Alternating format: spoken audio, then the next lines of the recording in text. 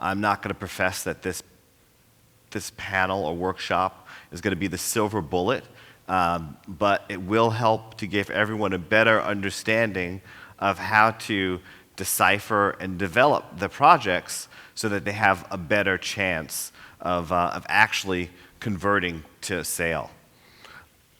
How many people, let's do a raise of hands here. How many people have ever had a voice inside your head that when you were thinking of something that you moved forward with it? That you had this voice inside your head saying, I have a really great idea.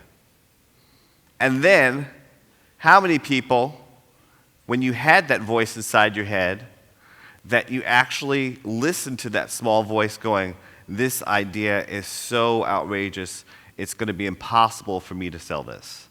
That I've had that too. You put up both hands, it's like you're surrendering. Now, if you move your hands back and forth a little bit and get a little movement, can we get some movement, guys? See, the wave, the movement? That movement is going to help convert that indecision to a sale. So my presentation partner, Peter Hamilton, who's back in New York enjoying the weather, the cold weather there. He's not here, but you should definitely check out his website, documentarytelevision.com. It has tons of information on documentaries, the market, the networks. Documentarytelevision.com. Yeah, I see people writing down right now. Perfect. So what we're going to cover here are understanding, number one, understanding your channel. Now, so many times when people are pitching and developing things, it's not that you necessarily don't have a good idea.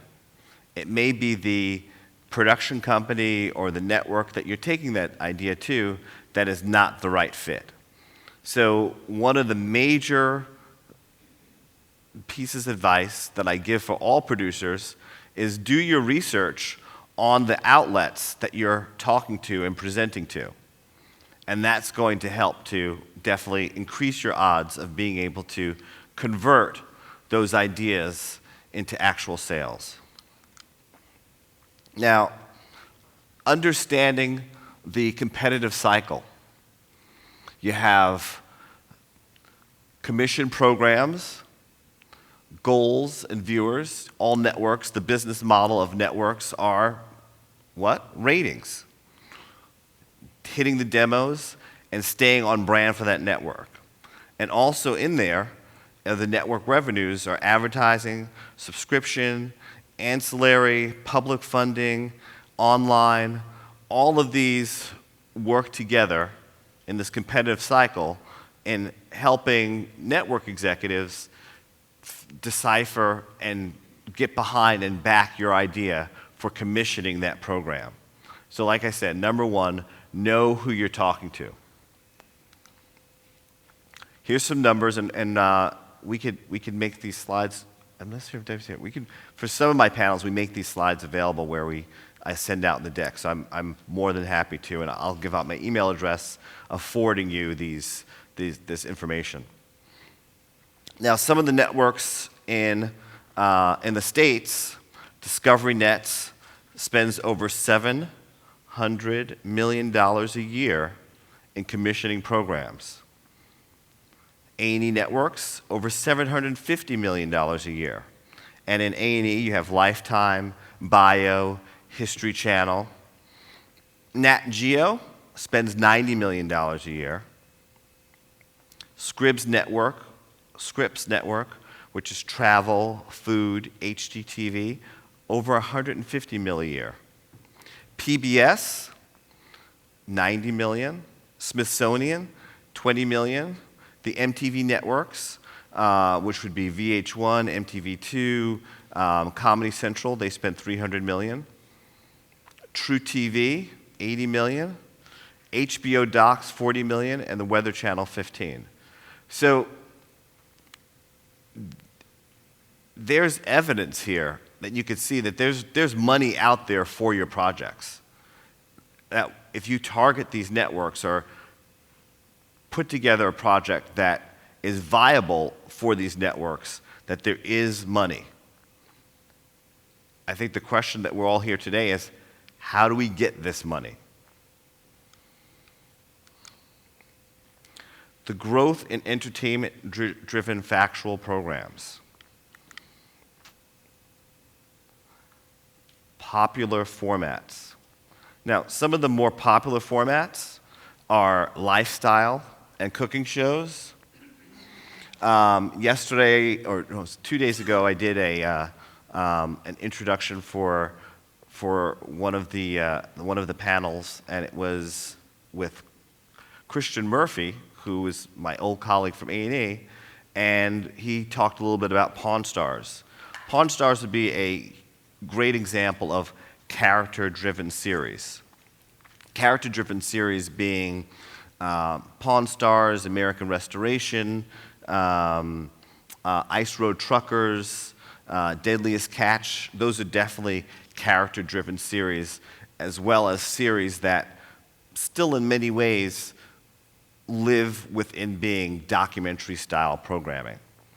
And then premium blue chip programming, which, for lack of a better term, I would coin as being specials, big specials. In some ways, which could actually be considered miniseries. Apocalypse Hitler, the Cosmic Shore, and America, the Story of Us would all fall within being big blue chip programs.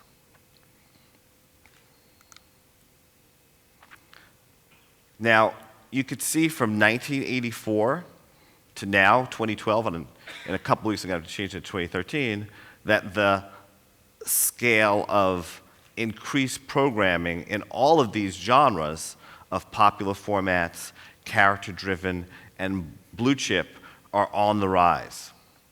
And why are they on the rise?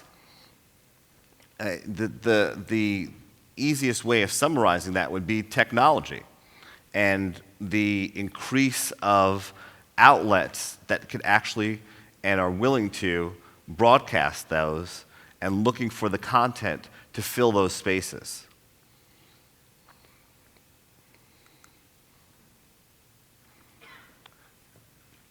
The fact of the matter is networks want entertainment rather than information. I know this concept goes completely against our core as filmmakers, but the truth of the matter is when you think of that cycle of advertisers wanting eyeballs on the show and capturing audiences, the best way or the most efficient way to capture those audience attention is by entertaining them. And if you could look at some of the US channels, PBS and Smithsonian, HBO Docs, Military Channel, Nat Geo Wild, Velocity, Travel Channel, Science Channel, History, Animal Planet, Discovery, Nat Geo, Comedy Central, they're all looking for, from content-driven documentaries, skewing more towards entertainment series.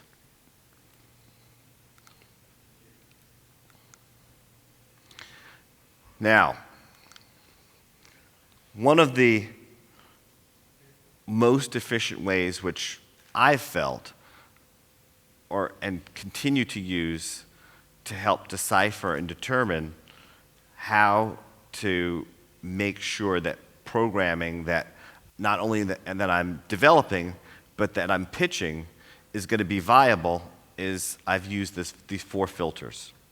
4 filters being big characters, high stakes, unique access, and resolution. Now, in some ways, I like to say close-ended resolution, but definitely resolution. Now, big characters. How would you define big characters? And this is, when you look across the board, universally, shows like Man vs. Wild with Bear Grylls, big character. If any one of these people were walking through the lobby, you would recognize them. You would tap your friend on the shoulder and say, who is that person? If Dog the Bounty Hunter, with his sleeveless leather vest and tattooed arms and mullet was walking through, he would grab your attention. Regardless of having your TV show, that person would grab your attention. When you look at the programming that is on A&E, programs like Intervention, Hoarders, all of those shows are very successful because at the core, the number one thing that you as producers developing concepts is big characters. They must grab your attention. They have to be that type of person that if you were at a dinner party, that loud, obnoxious person that you're talking about 3 days later, that's the big character. So that's what you should use, number one, before any other things are my people, are my cast, are my talent? Can I, in my heart, can I really present these people as being representatives of what is a big character? High stakes. The second element in my 4 filters is high stakes. And how would I define high stakes? When I think of high stakes, well, maybe get some help from the audience here. Well, what's the worst thing that could happen to you? Nice. Right there. What's your name, sir? David. That is the correct answer. Death is the worst thing that can happen to you. So high stakes on a scale of 1 to 10, a 10 is death. So I could throw out shows there and you'd be like, well, that doesn't really fit. When you look at Dog the Bounty Hunter, Dog, he is chasing down people that have jumped bail, and he and his team are kicking in the door, not sure what's behind those doors, and they're risking their lives. When you think of programs like Deadliest Catch, I mean, it's right there in the title, Deadliest Catch. Why do they call it that? Because they're out there in the water with the cold seas slamming on the side of the boat. It's extreme conditions that they could very well lose their lives, death. Intervention, the program Intervention on A&E. Every one of those addicts, if the family doesn't step in and help save that addict from their addiction, they are tracking towards death. Hoarders, the program Hoarders. Those hoarders are living in life-threatening conditions. Are there any other shows? Name some shows. We'll see if they fit these filters. Ice Road Truckers, perfect example. Big characters out there driving across the ice, and you watch the show for the trepidation of, is the ice going to crack? Are they going to fall through? They're risking their lives. You're sitting there on your sofa, clutching your pillow, going, I can't believe these people are actually doing this. They're risking their lives for what could be at the very end a huge paycheck, but they're racing against time and racing against the ice cracking and them going through. Any other examples anybody like to throw out? That's a fantastic example. Bear Grylls gets dropped there in the middle of the wild, with nothing but like a pocket knife, and he has to get from point A to point Z, just relying on his sheer knowledge of survival, which, out there, if you've ever seen the show, the conditions that he's under, no matter how well his training and preparation is, it's still very life-threatening. So there you have big characters, high stakes. Unique access. Now, what would you define as unique access? The best way of defining unique access is seeing that big character in a way that you wouldn't normally see them. Unique access is seeing that big character in a way that you wouldn't normally see them. Gene Simmons' Family Jewels. Gene, is everybody familiar with Gene Simmons from Kiss? Gene Kiss, yes. Big character. Now, he doesn't necessarily have high stakes. It's not life or death, but every episode, he and his family still have some kind of obstacle that they need to overcome. The unique access of that show and any successful show on television is that we are seeing them in a way that we wouldn't normally see them. Now, Gene, who's a world-famous rock star for the last 30 years, if he had pitched and wanted to produce a show about him and Paul Stanley and the band getting back together, going on tour, and playing big concert arenas, that's not necessarily unique access. We could all close our eyes and already envision what any rock star on tour would be. So that guy Gene, who's an aged rock star, we're seeing him in a unique way. We're seeing him at home with his wife and kids being treated like any other 60-year-old Jewish father. It's not Gene on stage spitting fire and gargling blood in front of 10,000 screaming fans. It's Gene at home being treated like a regular dad. And that's unique access. The unique access of Ice Road Truckers. You're right there. You may see a poster of a truck. You may be told a story of, oh, this is how we're going to transport our goods across the Alaskan ice. But seeing that program with those cameras right there, riding alongside, not only in the cabin car, and if you've ever seen Ice Road Truckers, it's very shaky.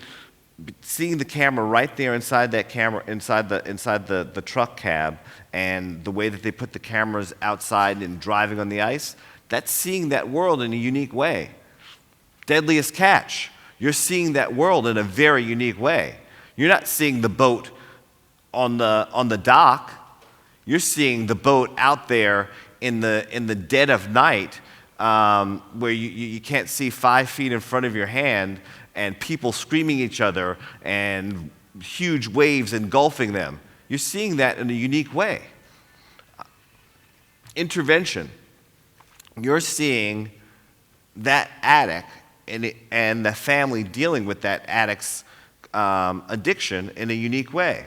The unique access of a show like Intervention is not when Tommy comes downstairs for his bowl of Cheerios and Grandma and the family are going, we need to talk about your drug problem. Has anybody ever seen Intervention? The show Intervention? If you've ever seen Intervention, it's one of those, oh my God, I can't believe I'm watching this type of programs. And why do you hold your head going, oh my God? Because you're seeing Jimmy in the back of his car shooting up a hypodermic needle and you're going, are they really broadcasting this? Is this real? Is this something that I'm supposed to be watching? So unique access, in many ways, I would define as being that cringe moment. Is it something that has you cringing, going and questioning, am I really seeing this happening? And resolution. When you think of all of those shows, even Bear Grylls, does he or does he not survive the extreme conditions that he's been parachuted and dropped into? Do the Deadliest Catch fishermen, do they actually survive, get their crabs? How many do they get? Do they fill their order? And do they make it back to shore? Gene Simmons, does he and his family, do they solve whatever family dilemma that they're working towards? Intervention, another great show. Does that addict accept the family's intervention and agree or not agree to go off to drug rehab? So when I say the big characters, high stakes, unique access, and resolution, many times when I've talked about this before, and producers have gotten back to me a month later, a week later, a year later, they're going, Steve, I've got big characters. Well, do you have high stakes and unique access and resolution?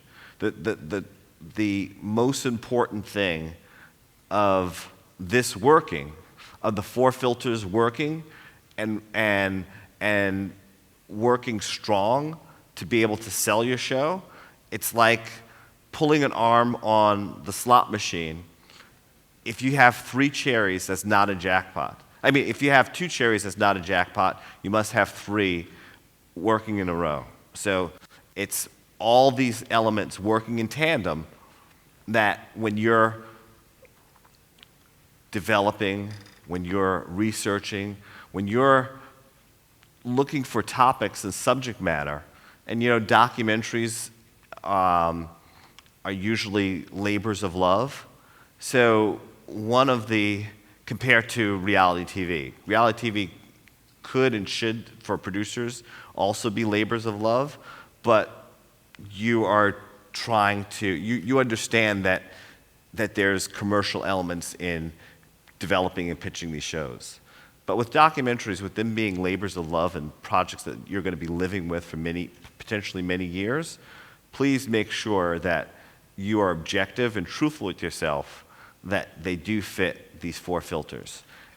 Because these 4 filters are going to definitely increase your chances and opportunities of being able to convert into a sale. Pitching approaches and levels of investment.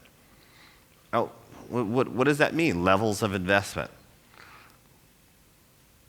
Do I tell a story, write a sheet of paper, and someone's going to magically give me some money? Or do I have to, as a producer, spend some money to move that project forward? In many cases, I know for myself and a lot of producers that I've worked with, it usually requires some kind of investment from yourself. And even if you are just writing paper and turning in a treatment with maybe some photos, just that time to prepare that presentation is still going to cost money.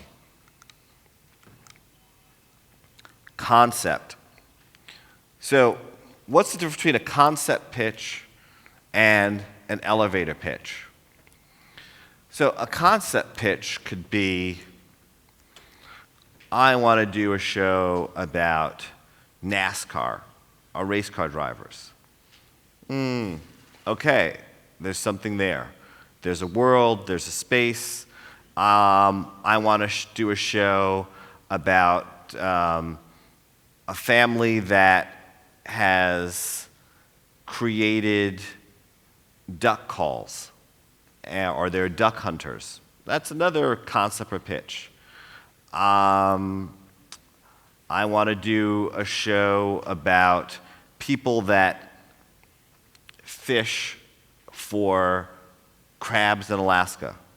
Another concept. But what defines, or what's the differentiation between your concept pitch and your elevator pitch? And your elevator pitch is, if you were to go to the lobby and you were riding an elevator with one of the producers and you had 1 minute or less from the ground floor to the 5th floor, wherever you're reaching, to be able to concisely define what your concept is, that would be your elevator pitch. So, for example, if you had a concept about zombies. Zombies are hot. But what if you're doing, my concept or my elevator pitch is, it's zombies meets Survivor. You have kind of an idea of what those 2 shows are, marrying them together. Concept pitch translated into elevator pitch. I have a show about choirs that get makeovers. It is Tabitha's Salon Makeover meets the choir. Right there, you've kind of summarized, you've done a good job of summarizing for the producer that you're presenting to in that short amount of time what your idea is. Hoarders. So if you've ever seen the show Hoarders, concept pitch, it's a show about hoarders. Elevator pitch, it's hoarders meets intervention.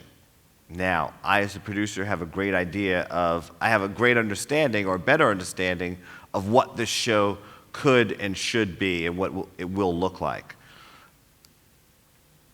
What about a concept pitch of, do you guys have The Voice over here or American Idol? So concept pitch, a competition show with comedians. Okay, that's a concept pitch.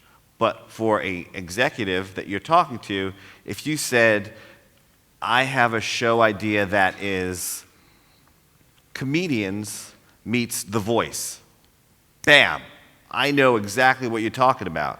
My mind is going a mile a minute of the integrated branding, the format of the show. I'm already starting to ask you questions. So who do you see as the judges? Will you have teams? Like you have to, you as the producer have to be able to very concisely come up with the best way of interpreting what's in your mind out here to bring it here and make it so it's understandable in 2 sentences or less. So that big treatment that you write of the idea, can you break that treatment down so that somebody can understand it in a couple of sentences? Now, for you as the producer, that is going to be one of your strongest tools in being able to get your idea across. Why is it a strong tool? Because the person that you're talking to, whatever commissioning executive you're talking to, no matter how high the level up they are, they still have to then sell it to their team. And if you were in grade school, did you ever play the game, the telephone game, where you tell one person and they tell another person, and by the time it's been told 15 times, it's a whole other story at the other end.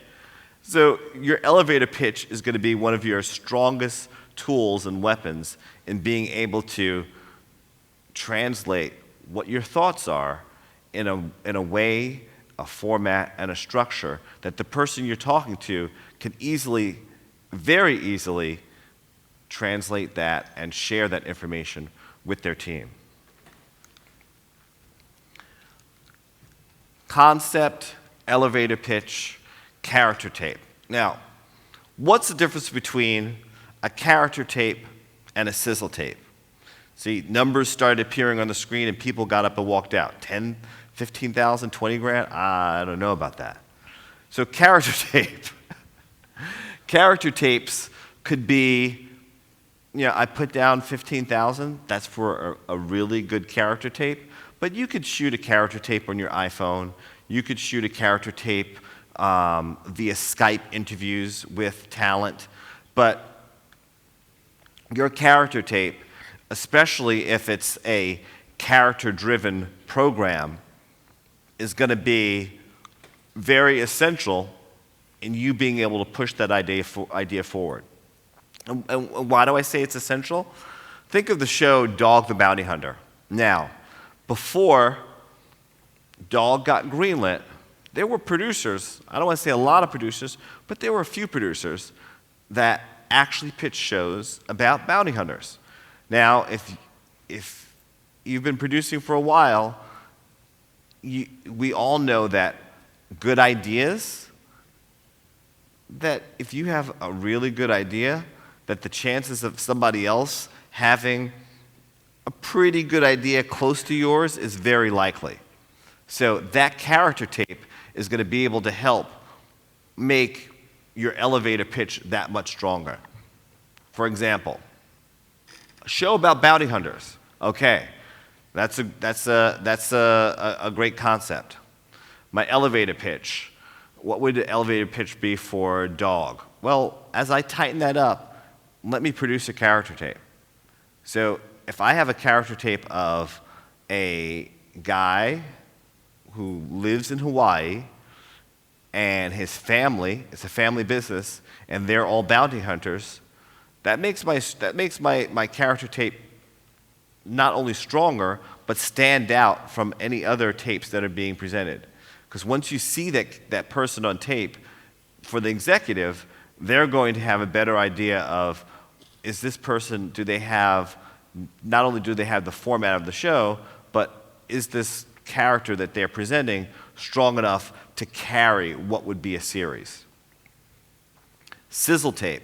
So sizzle tapes, character tape, a person could talk, they could introduce the rest of their supporting cast, but on a sizzle tape, you want to show, which is, 25 to 50,000, you want to show a little bit of what the format or the structure of what the show would be. It's not as long as a pilot. Sizzle tapes are probably about 4 to 6 minutes long. A character tape could be around that same amount of time, but it really shouldn't be more than 4 minutes. And it's not the length of the time of the tape, but it's what you're actually showing in the tape. A character tape could be just somebody sitting down being interviewed. A sizzle tape should actually show that person in action.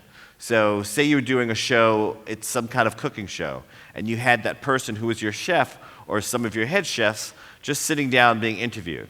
But a sizzle tape, say it was a show about a bakery, would show what the concept or the format of the show would be, where a client or a potential client would come in and have a consultation with them, and then you would see them in the kitchen, and then you would see them loading up the truck with the cake they just baked and going to the location. That's a feeling of what the format of the show would feel like in actual production. Pilots, there's no number there next to a pilot because I would not recommend any producer actually spending the money to produce a pilot. If a network believes in your idea, and if you've made your presentation tape strong enough, they will finance your pilot. And another reason why I don't advise against anybody actually spending their own money to make a pilot is because to make a proper pilot, it's going to cost you see where sizzle tapes end at 50? That's where you're going to start. So if you're producing a pilot, you're going to spend anywhere between $50,000 to $200,000 to make what's an idea that potentially could not get picked up. For that same $100,000 or $200,000, you could produce 10 character tapes. And kind of like gambling, if you were to throw your chips on the table, you have better chances or better odds of converting one of your ideas to green light by doing 10 projects at $15,000 a piece as opposed to one project for $150,000. Any questions? So as you bring up the questions, I was going to play a character tape, or what I would define as a character tape, for Duck Dynasty. Has anybody seen Duck Dynasty or heard about Duck Dynasty on A&A? It may be coming over here soon. So we'll play this and then we'll do some Q&A. Deep in the backwoods of Louisiana, there exists a lifestyle unlike any other. One in which a man's best friend isn't just his dog, but his shotgun. Where blood and kin is honored, and the most important day of the year is the season opener. Oh my goodness. With the Robertson boys, it's not a recreational sport. This is a lifestyle. If I could not hunt, the only thing that would be left, I guess, would be to die. In America, duck hunting is a family tradition that goes back generations. And no duckmen are more renowned than the Robertson boys.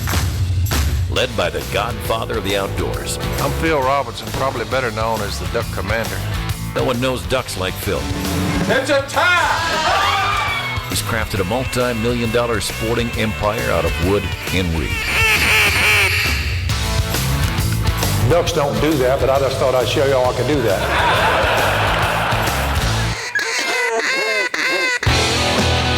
I'd fool around with trying to make a better duck call, more duck-like. Phil's built the Duck Commander empire by hand. The concept was mine as far as the duck call. And I showed it to my mom and dad. I said, listen, and all my sons, they were young boys then. I said, y'all see this thing right here? I said, we're going to sell a lot of these before it's all over. We'll sell $1 million worth of them. Joined by his younger brother, Do you people know you are surrounded by rednecks? I'm Silas Robertson, Si for short. 1 month full of duck season, Si. We operating like it's going to start any minute. That's part of it, getting ready for it. I'm Willie Robertson, the boss hog, CEO of Duck Commander Company. Not everybody can go down there and fish and hunt all day. Somebody's got to run the business. I'm the brains of the operation, so to speak. I'm Jace Robertson. I'm the second son of 4 from Phil and Kay Robertson. What I do with the company is I build the duck calls. Some days I'm just in the zone on my duck call building. I learned how to blow a duck call when I was 10 years old.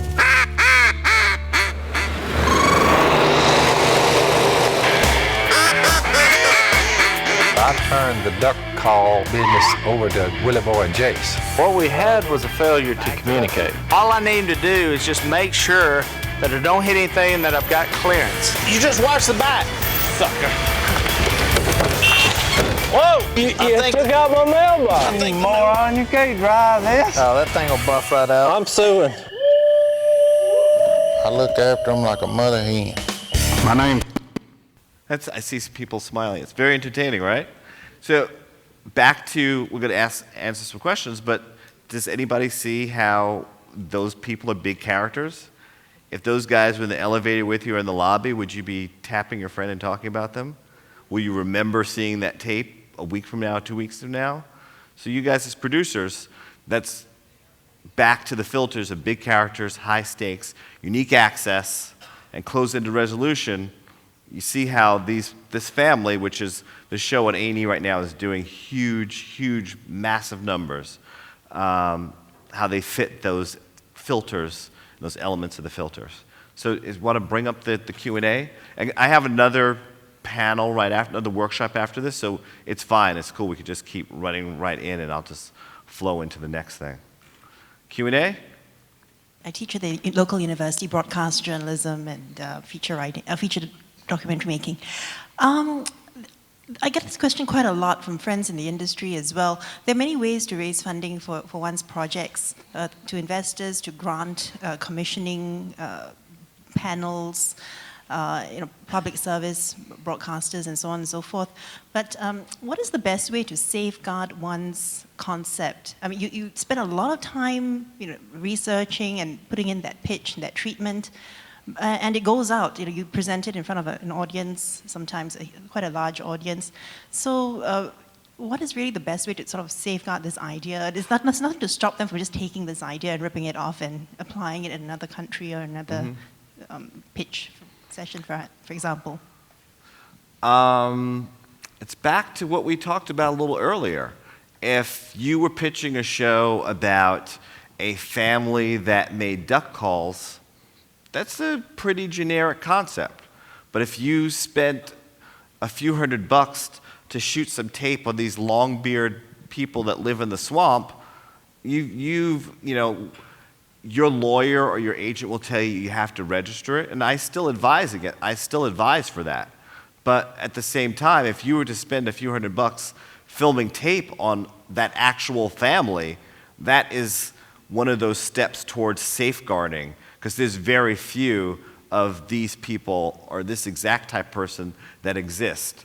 And it's really just, not only is it safeguarding it, it's helping to not necessarily guarantee, but it's helping to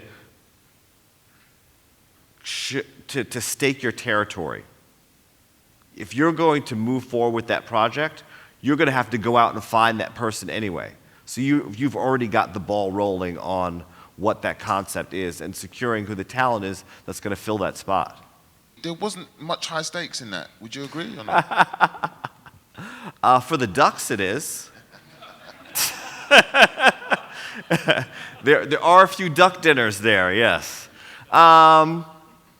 This show is produced as a modern-day sitcom. So they're a real family. They have the real business. but in many ways is produced to feel like the traditional family sitcom. On a scale of 1 to 10, I would put this in the same category as like a Gene Simmons. No, it's not death, but, you know, like I jokingly said, yes, the ducks die. If you have to find something, yes, the ducks do die. But the stakes in every episode of Duck Dynasty would be the personal obstacles that they need to overcome, whether it's something business related or something family related. They still have some stuff that they need to work through every episode. Any more questions? Yep. Stephen? Yes. Would you say that it is better to follow one sample of one particular episode or more of a montage of clips throughout the season? You know, sizzles are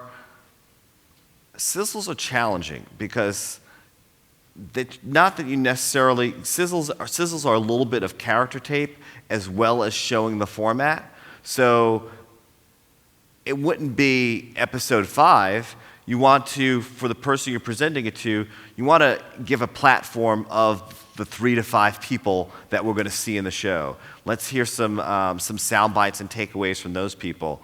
Let's see some elements of things that we would see in a sample episode. Think of a sizzle in many ways of being close to a movie trailer.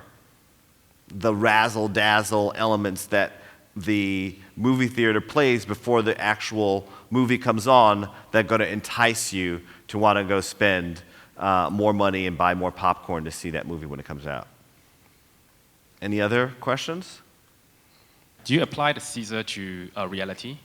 Do I apply what? The Caesar, the way you pitch this project, the Caesar tape, to a reality program? For reality as well as documentary, you want to definitely, on your sizzle tape, present the characters, present them in a way that's going to be engaging, present them in a way that you as the producer are telling the commissioning executive that there's viability for multiple episodes. Or when I say multiple episodes, you know, even if it's a multi-part series, a 4 or 6 part, that is not just a one-off. Any more questions? More questions? So we could just roll right into documentary if you like. Is my deck up? Nice. All right. The marathon continues, guys. The business of documentaries, which for some of the questions, hopefully these will answer those questions that were coming up. Documentaries fit with what we would define as 3 distinct categories of television. Again, you still have the popular formats of lifestyle and cooking, the Cake Boss, Ace of Cakes, even Andrew Zimmer's food show, or Anthony Bourdain's food show, which still fall within popular formats of lifestyle and cooking. Character-driven series, you know, we have down there Pawn Stars, but in many ways, there's other shows like Storage Wars, which fit or fill within the character-driven series programs. Storage Wars, now, would you consider it documentary or more of reality programming? In many ways, Storage Wars is documentary of seeing the characters, our main characters or cast, come to a location that they are bidding for items that we have no idea what's behind those gates. And we're documenting that process of seeing them on their journey of bidding for those items. And then you have the payoff and the resolution of did they or did they not win their bid, and what are those items worth, and the historic elements that those items actually carry. Blue Chip, Apocalypse Hitler, Cosmic Shore, even like the Discovery Channel program Earth, or America, The Story of Us, those all fit within being blue chip programming. And I believe History Channel right now has a major blue chip program called Mankind, which they're developing and working on right now.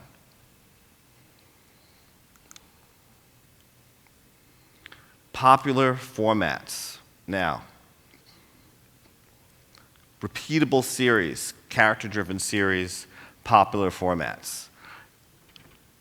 Us, or we, as documentary producers, we want to try to think of shows and programs that, whether it's a one-off, now you as a producer, the executive that you're talking to or that you're presenting to, as much as they may love your idea of your program, unless it's lucky enough to fall within the category of being blue chip, that executive is trying to, plan B, is trying to figure out a way of making that show or making that project some kind of backdoor series that they can actually produce into be a repeatable format, like a Ice Road Truckers or Deadliest Catch, or even American Restoration. Understanding the different economies of each category. So, blue chip doc specials. We as producers or documentary producers need to know and understand that there are fewer channels and buyers for these blue chip programs. Your options or opportunities of selling these shows would be to a BBC, an HBO Docs, PBS. They have a series, Independent Lens, that it could potentially fall under. ESPN Docs, Arte, character-driven docs would fall within under blue chip. And then there's also foundations and private equity, which come into play in fulfilling funding elements for those blue chip programs that you're developing. Being here in Singapore and international, thinking of ways that in co-production land that you could pre-sell in other continents your program or your project, that you could use that money and bring it to the table saying, I've pre-sold it in Canada or in France, that they're giving me some money that they've already committed from my presentation tape elements, my sizzle tape, my character tape, or whatever elements is that I've presented, that they love it so much that they're going to come on board and give me some of this financing. And not only are they going to give me some of the financing, maybe they've guaranteed the second or third run there in their region. That can go a long way in helping to sell and secure not only your project, but for getting additional financing. Co-pros, US producers are taking more risk. So this is good news that production budgets are somewhere in the range of $400,000. So you as the producer have to figure out a way, a creative way of being able to raise this $400,000. And this $400,000 can come in all sorts of ways, from US channels, like we were mentioning earlier, and U.S. channels, you can get anywhere upwards of 40% of your production budget from U.S. channels for your documentary projects. International co-pros are usually in the range of 35%. Now, breaking even for a producer, just being able to fulfill completion of that labor of love is a fantastic thing. So minimally, that's where you would want to lie, is being able to leverage your international co-pre-sales along with your sales in the US channels to be able to minimally pay all your bills and expenses and not have to mortgage your home to complete this film. work for hires. Now, that's the model that we usually follow in the US, and that would be being commissioned. Now, the model for US cable channels as well as US international channels like Discovery International are where they commission your idea. So, for producers, a commission would be that you went in with your treatment or your sizzle tape or your presentation of the short version of what your film is, and they commissioned it 100% outright. So a commission you wouldn't have to worry about your international pre-sales or any of those factors in guaranteeing that your documentary had actually been sold, because if they like the idea enough, or I should say if they love the idea enough, that they will just buy it outright.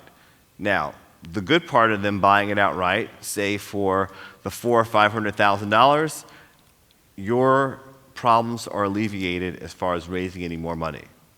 The bad thing of them buying it outright, is there's always a double-sided, double-edged sword here. The bad thing of a commission, and as a producer, you wanting to own your content, is that you have given up all rights, that you are work for hire. Yes, it was your idea, but that idea has now been purchased by the network for them to broadcast and play all over the world. As many times as it plays, as many DVDs that sell, that is the networks or whoever it is that's broadcasting it, that's their profits to be made. So there's not much profit sharing down the road in 100% commissions, but the good thing, like I said, about 100% commissions is that you, as the producer, your problems have been solved and answered right there as far as moving your project forward and getting any additional financing. This is one of the biggest questions that I get asked all the time. What do networks pay, US networks pay, to produce or acquire documentaries and non-fiction series? So, non-fiction series being reality shows, and still within reality shows, let's for the space of this room, let's identify the reality shows that we're working with, being the Man vs. Wild, the Ice Road Truckers, the Deadliest Catch type of programs. So what are the typical budgets that you could, as a producer, expect to receive, the range that you could expect to receive for a program from a US network? Discovery Channel.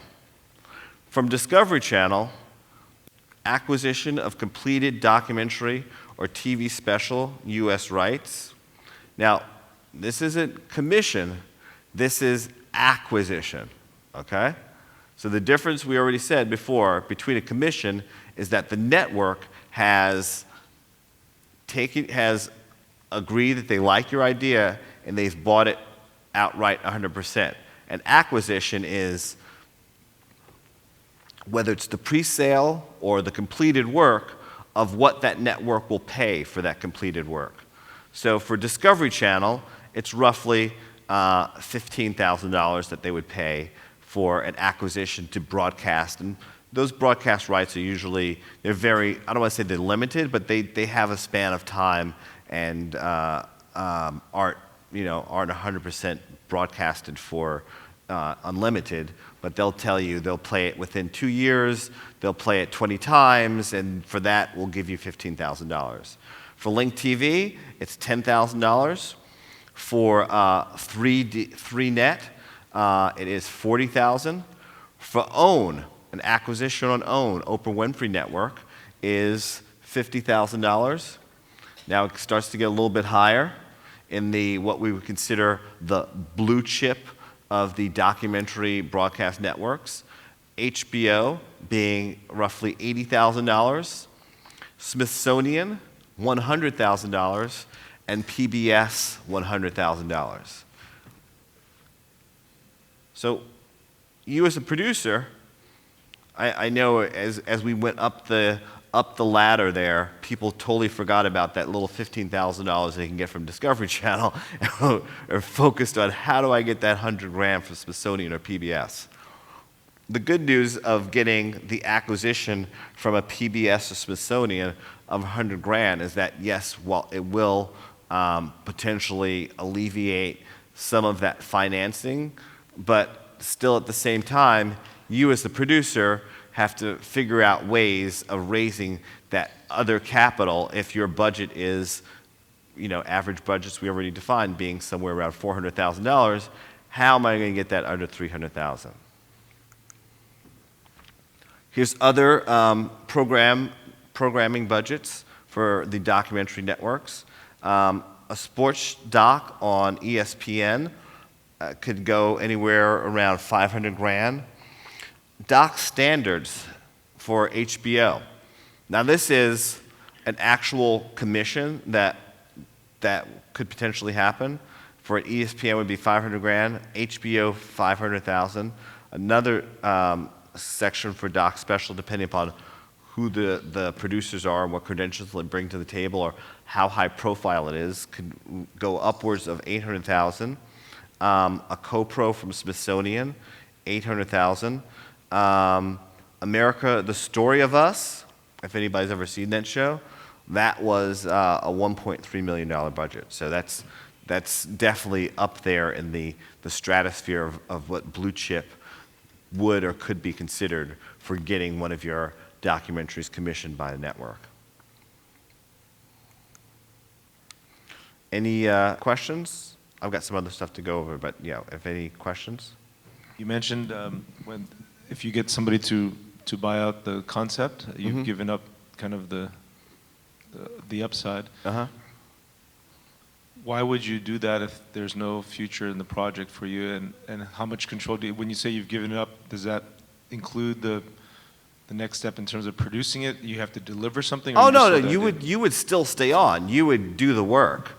As far as hitting the pavement and trying to sell it in international markets, that would no longer be that wouldn't be your job anymore. Being commissioned would alleviate any additional selling on your part or trying to raise any money.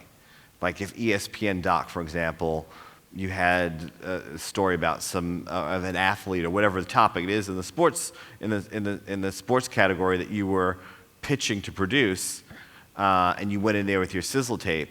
If they commissioned you for $500,000, then that's ESPN Docs. It would go in their catalog. They could broadcast it on any of the other sister networks, and they could play it abroad. That's all of theirs for any money that's made down the road off of that. More questions? Here in the front. Could you tell us more about how many kinds of co-production normally right now, especially international co-production? Could you tell more about that? How many international co-productions are going on? I mean the ways. Oh, ways of doing international co-productions? Yes. Okay, so as a U.S. producer, ways or that I could or would do an international co-production is I would still take the same format of developing my idea, producing some kind of presentation tape, and then I, as a producer, I would actually pitch to the networks there. I would start with my blue chips. I would go international as my last resort and try to approach the blue chips first. Other ways of doing international co-productions can range from approaching other networks or producers abroad. You don't have to necessarily, producers abroad are a fantastic way of not only building that relationship, but using and leveraging their relationships to help to sell your project or program. Actually, could you tell both the way international production and also the way to have to sell the TV production when they finished the documentary? There are, there are distributors that you can contact. If you don't have any contacts to distributors, if you have some kind of agent or manager that could help to forge those relationships with the distributors abroad, you could also attend the festivals, the MIPCOMs, and meet distributors that way. Those are definitely great ways of being able to potentially sell your project internationally and abroad in other markets. Referring to the budgeting on the acquisition program in the US, are you talking about half an hour show or 1 hour show? And whether the network, have a time frame for airing for a year, or what they will play for 5 years on the road? So yes, it's going to minimally be an hour.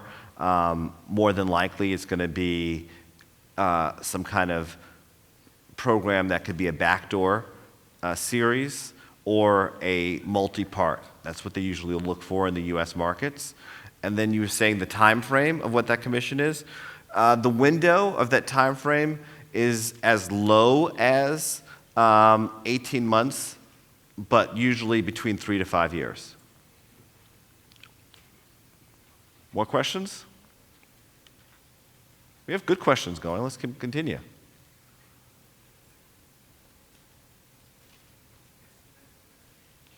Oh, SMS questions. Oh, how is the financial risk to private equity investors for documentaries different to investing in feature films? Whew.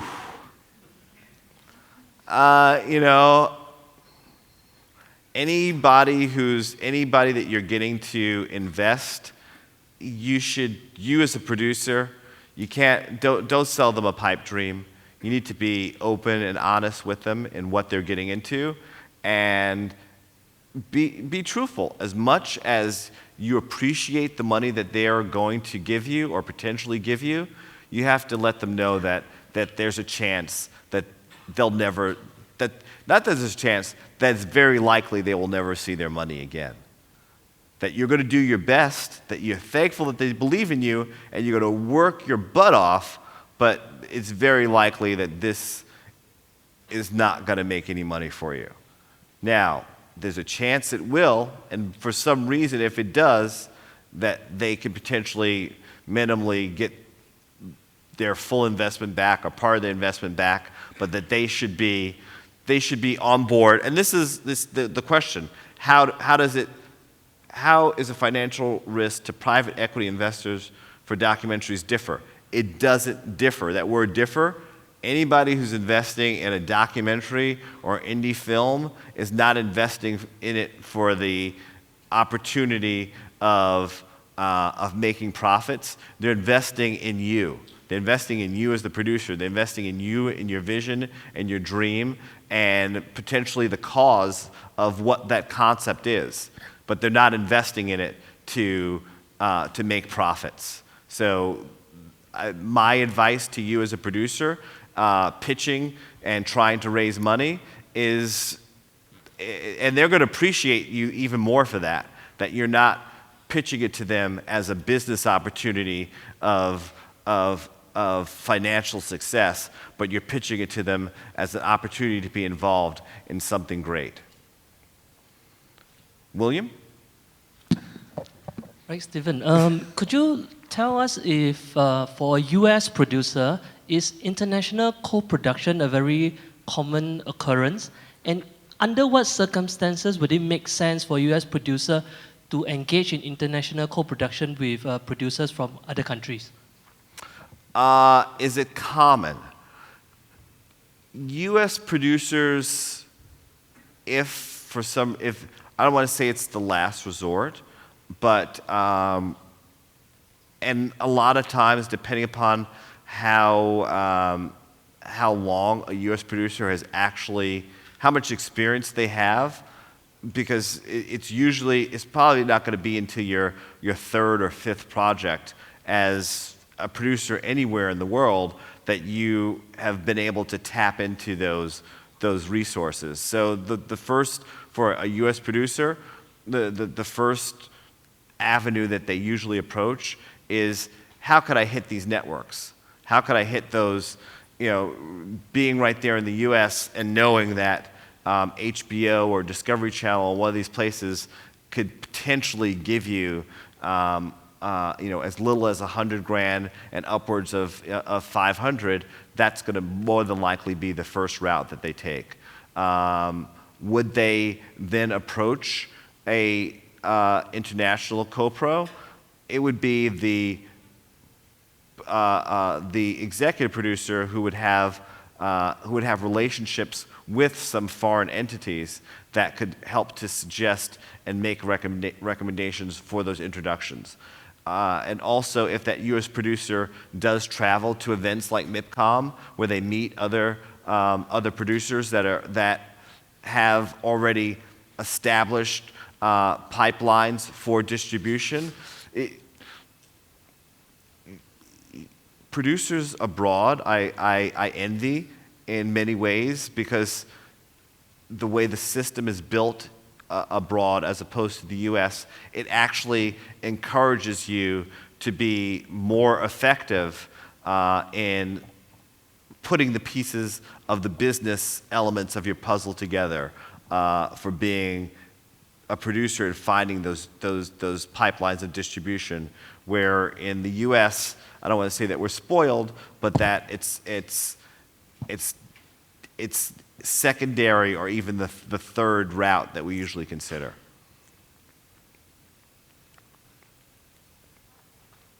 More questions? We still have a few minutes. Producers for the technology usually tend to go for documentaries to showcase it, never fiction. Why do you think then there's the disconnect afterwards that they don't invest so much in documentaries compared to before? We're producers. We're in this for a business. If you do a Google search on the top 100 most profitable documentaries, the disparity between Roger Moore films, the guy who did Fahrenheit 9/11 and Roger and Me, in the top 10, Roger has, it's like 3 or 4 of the top 10. Number 1 being 9/11, Fahrenheit 9/11 at like over $100 million. He's got some at 70 mil, some at like 25 mil. And the disparity between where number 10 is, and I think it's like 20 or 25 mil, and number 11, which is at like 8 million. Between 11 and the other 89 documentaries, they're all like, 15 mil or less. So I agree it's a problem, but the business of the people that you're going to, the producers and the system, asking them for huge amounts of money to make a documentary that isn't going to recoup or do as well for the same amount of money, or even, yes, documentaries cost less, but they still make less overall. I mean, even scripted films are suffering the same thing of the disparity between the industry, I don't want to say Hollywood necessarily, but the industry in spending $15 to $20 million to make a movie.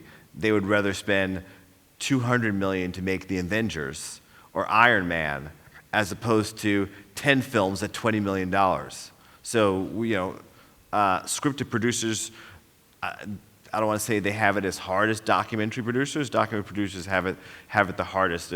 We're treated like stepchildren some way in the industry, but is there a way of changing it?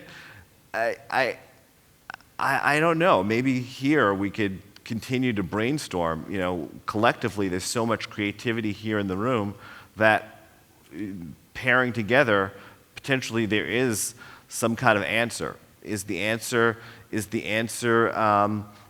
creating more outlets or pipelines? And is that outlet or pipeline, for the future, is it the web? Is it the internet? Is it another way of distributing our projects that is going to be the next frontier of being able to show revenue streams? So money speaks when it comes down to it. And if you could prove that you could make substantial or significant amounts of money producing documentaries, yes, you can start to get more budgets to produce them and tell our stories. Another question, William, in the back? As a producer who approach, let's say, a broadcaster, and they decide to commission you to do the first series, do you hold the rights for the subsequent seasons and even a spin-off? How does it work in the US? Depending upon how good your attorney and representation has a lot to do with it, especially in the litigious US of A. Do you have rights for the spin-offs? Depending upon how well the program performed, depending upon how smoothly your interaction with your network executive was, and the network, how did you deliver a fantastic show? Maybe you delivered just a mediocre, okay show that still did huge numbers. So to answer your question, in your contract, you're not going to be more than likely you're not going to be guaranteed the episode 2 or the spin-offs. You will get consideration, but guaranteed, the network is not going to 100% guarantee you. They may even, as some kind of passive guarantee, saying, if for some reason we use another producer, that passively you will be attached and receive some kind of fee. They're not going to guarantee that they're going to give you another $600,000, but there can be some kind of wording in there that can keep you attached in some minimal way. So how many people attended both workshops here? Good, full room. So summarizing both the workshops, because it kind of blended together there, we talked about big characters, high stakes, unique access, investing to produce these character tapes and sizzles. There's a lot there's a lot of information that went out there, but I think that if everyone stands up, we could go over what we just talked about. So everyone stand up a little bit. Stand up. Is everyone up? All right. So here's our quick summary. I will research and develop every single day.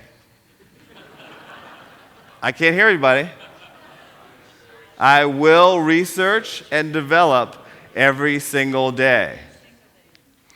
I will produce sizzle tapes. I will produce sizzle tapes with my own money. I will pitch and develop at least 3 projects a year. I can't hear anybody. I will pitch and develop at least 3 projects a year. Good. I am a reality TV rock star. Thank you for coming out, guys.